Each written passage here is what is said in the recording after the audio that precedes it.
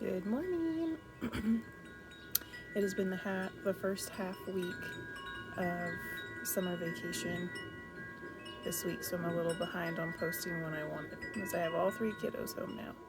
So I'm out here in the morning having my tea, and I'm going to share about my son's story. So he had what was called MSPI, so milk soy protein intolerance, and he was born in July of 2020, so he was our COVID baby. And office visits were very limited during COVID, as far as even with checkups for new babies, postpartum care. Even when we had delivery, we couldn't have our oldest son come visit our son in the hospital. It was just my husband and I, and we were lucky that our hospital actually let him be there for the birth, because a lot of hospitals weren't even letting dads be there. Anyways, needless to say, I noticed in my previous video that at 2 months is when I noticed intolerances with both of my kiddos who have had them, and 2 months with my son as well. So his symptoms at 2 months were blood in his stools, mucus, really foul smelling stools like vinegar, really colicky, really upset, really gassy. So I started sending pictures to our pediatrician because we couldn't get an in-office visit. And it was mucus streaked with blood. And I got a message back asking if I had changed my diet at all, which I hadn't. And so they chalked it up to probably being nothing. But it continued, so obviously it was something. So I kept sending pictures like, hey, this isn't normal, I've had a child before, like blood should not be in a stool. And I could not get in, I couldn't get help. So finally, by 4 months, we had an appointment. So it had been 2 months of this going on. Finally got in at 4 months, and they did all the assessments that they would do with a newborn, like head circumference, length, weight, all of that, milestones. And he had dropped a significant, like 13% in weight or something. And I just remember them looking at me, and they were like, is he eating? Which obviously it was really triggering to me, because it was like, absolutely, for the last 2 months I've been sending you guys pictures of blood in the stool. Like, obviously something was wrong, and nobody could get us in to see us. And this is where it played a huge part on my mental health as well, because I just couldn't get help, and I knew something was wrong, and nobody would see you in office. It was extremely frustrating. So obviously, if this is something you're going through now, like, that's a huge benefit, is that you can get in, you can be seen. And I think our healthcare had a lot of that during COVID, right? Like, they just weren't seeing anybody, and it caused a lot of issues. Anyways, that's just my experience, so I'm just sharing it. But again, I'm not a doctor. This is not my specialty. These are just my experiences. So anyways, with my son, we got set up with a GI specialist. And so that also took like another month. And by the time we had had our pediatric appointment at the 4 months, I told her, I was like, I've been researching like crazy. Yes, I went down the Google rabbit hole, and it was terrible. Probably also caused a lot of my anxiety and depression. But I had already cut dairy by the time we had saw the doctor, and I had just started cutting egg.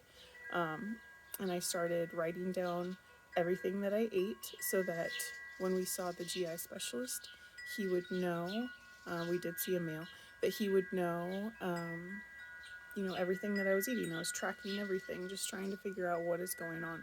Because even though symptoms had improved after cutting milk and eggs, or dairy, I should say, not just milk, dairy and eggs, he was still having issues. And I just was so concerned at that point. I didn't want him losing any more weight. And so it was really worrying me. Anyways, they got us in a month later, and the GI specialist was like, because my son pooped while we were in the office, and he was like, oh, you need to cut soy too. And I was just like, okay. And, at that point, I had a month worth of like everything detailed out um, on this piece of paper. And he was like, okay, we have this formula. I'm going to send you home with this formula. You're going to give it to him. And I was like, well, my son, he's been nursing for like 5 months straight now. What if he doesn't take a bottle? He's never taken one before. Well, I guess he would a little bit for my husband, but very rarely, and that was just at night when my husband was helping. And he was like, well, if he's hungry enough, he'll eat, which kind of rubbed me the wrong way. But, I'm just trying to do what the specialist says. And so I get home with this formula, and I told my husband the same thing, which he was not a fan of, but we were willing to do anything to try to help to fix these things. And you're putting your trust and your faith into this specialist. And I had looked up online before giving him this formula, and I saw that it had small trace amounts of milk enzymes in it. So I had called the specialist before we had given it to him, and I was like, hey, I just wanted to reach out and let you know that this formula you gave me, like, is it the right one? Because it has small amounts of milk in it. And, obviously I've cut dairy now for a while, so this is concerning. I just don't want to go backwards, basically. And he was like, oh yeah, but it's so small, like it's so refined that it won't be an issue. And so I was like, okay, trust your mama, get right. So husband has to force feed, and he got like not even half of a bottle down. My son was screaming. It was just terrible. And not even an hour later, he was pooping blood, like more blood than he had pooped for a long time, because obviously I had cut everything. And at that point, we were just livid. Not only did we force him to take formula as suggested, but also gave him this formula that clearly was not right for him. And I had called prior, so it was just super frustrating. So my husband called. I'm in tears. My husband called our pediatric um, doctor and kind of just expressed our frustration. And she was like, okay, I totally understand. Like, don't do the formula. Just go back to what you were doing and cutting soy. And so we did. And here's the hard thing. So soy, for some, it's just like, you know, nothing hidden. But in my case, I had a lot of hidden soy that was happening, which I didn't know. Because if you don't know, you're not looking for it. And so I think like guar gum might actually be considered hidden soy. I'll have to relook. I could be wrong just because it's been almost 4 years. But when you're looking at an ingredient list, and they're supposed to, like all companies are supposed to name all major allergens, and soy actually is a major allergen that is supposed to be listed. So when I had started this and I was cutting soy, I'm looking at major ingredients or like major allergens that are listed on anything that I'm eating. And if I didn't see soy, I would just eat it because I would think that it would be listed. But come to find out, there's a lot of hidden soy. And so finally, I went basically down to an elimination diet. I was basically eating turkey, chicken, rice, vegetables, fruit. And I still had issues. Oh, so what ended up being like the vegetable for him was peas, because I was home making all of my own baby food. And so I would puree them, and that was kind of also how I was test trialing when he got to 6 months, how he was doing with certain things.